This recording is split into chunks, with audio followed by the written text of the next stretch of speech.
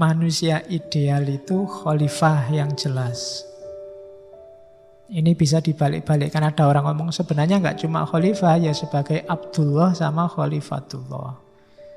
Ya bisa saja di antara tugas kekhalifahanmu adalah menyembah Allah.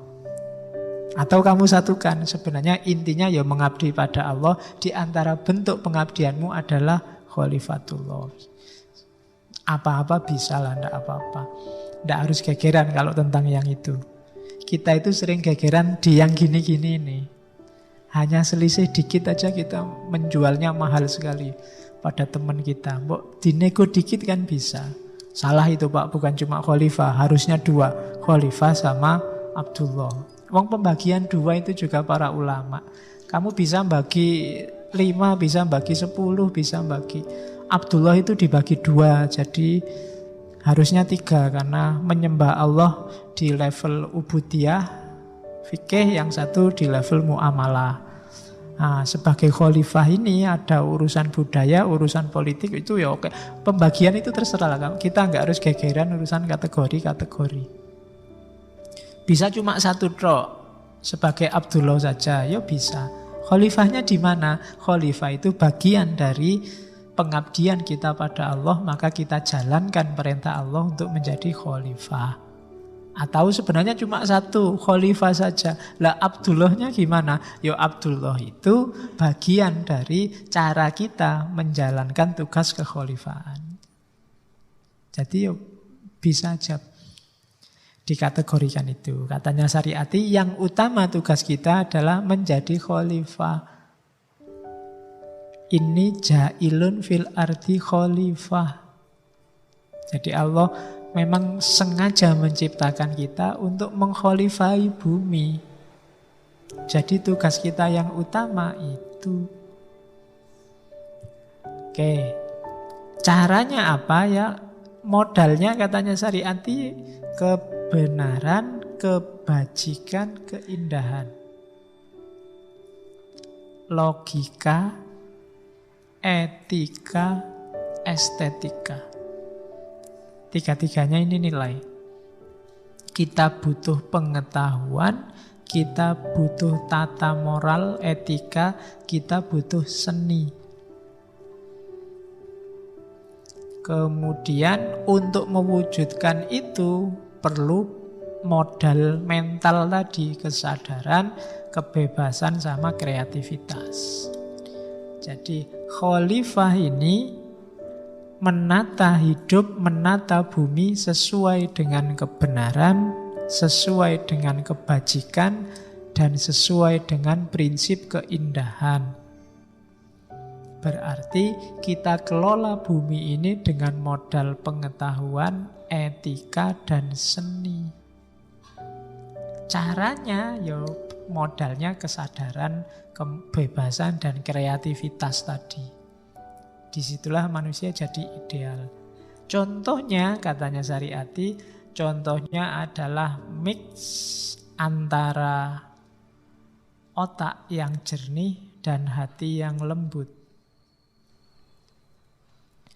Antara kaisar yang gagah megang pedang dan Yesus yang pemaaf dan lembut. Mendekati Tuhan kayak Sokrates dengan pikiran, atau kayak Al-Hallaj dengan cinta. Menantang kezaliman kayak Spartacus, ini kalimatnya Ali Syariati ya, bukan dari saya. Atau kayak Abu Dzar. Ya, Abu Dzar ini salah satu tokoh idola kalau di Iran dalam tradisi Syiah. Abu Dzar Al-Ghifari, seorang sahabat Nabi, termasuk ahlu sufah, hidupnya di masjid meskipun bukan takmir. Iyalah. Jadi Al-Ghifari, Ghifari ini suku yang awalnya dari kelompok penyamun, perampok. Tapi Abu Dzar Al-Ghifari ini nyempal, kemudian masuk Islam, menemui Nabi. Abu Dzar ini dikenal orang yang tidak takut mengkritik kezaliman. Jadi nanti satu ketika dia diramal oleh Nabi, Abu Dzar, kamu ini nanti kamu lahir sendiri, masuk Islam sendiri, karena dia jalan kaki sendirian menemui Nabi masuk Islam, dan nanti kamu akan meninggal sendirian. Karena nanti Abu Dzar ini diasingkan di zamannya Utsman karena dia cerewet sama pemerintah, ngeritik terus. Dia zaman Utsman dia ngeritik Muawiyah yang saat itu jadi gubernur. Waktu Muawiyah bangun istana, diingatkan oleh Abu Dzar, Muawiyah, kamu bangun istana ini, kalau pakai uangnya negara, maka kamu mengkhianati rakyat. Uangnya rakyat, kamu pakai membangun istana, kan kamu nanti yang menikmati istananya. Kalau kamu pakai uangmu sendiri, maka kamu sedang boros. Loh lah ya.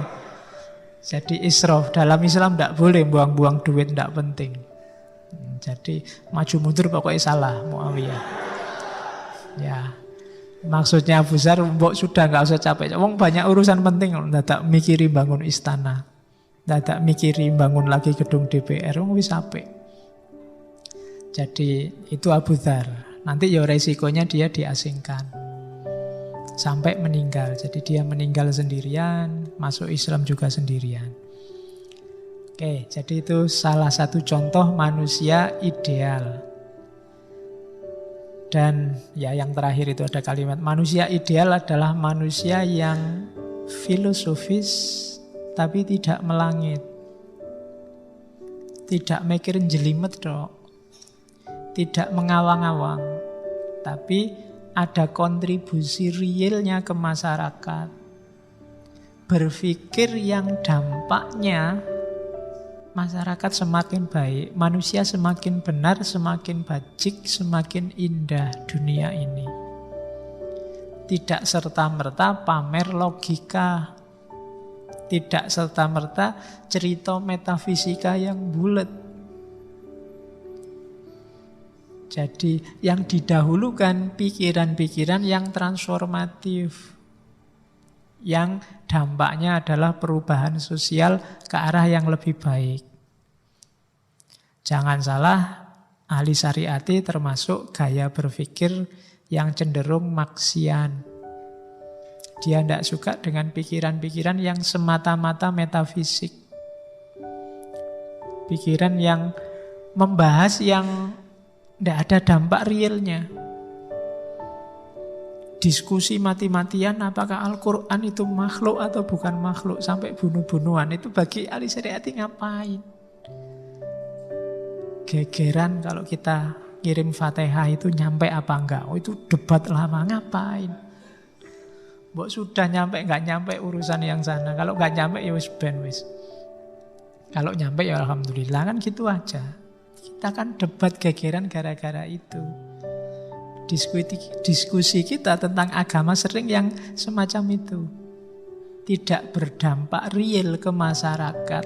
Sehingga lahir seolah-olah ilmuwan ini ada di bahasa kita dulu, di Menara Gading, sementara orang biasa ini ada di bawah-bawah. Kita kayak orang elit yang gak nyambung sama masyarakat. Itu yang dikeluhkan oleh ahli syariati. Manusia kayak gini ndak, ya mungkin pinter tapi dia tidak ideal.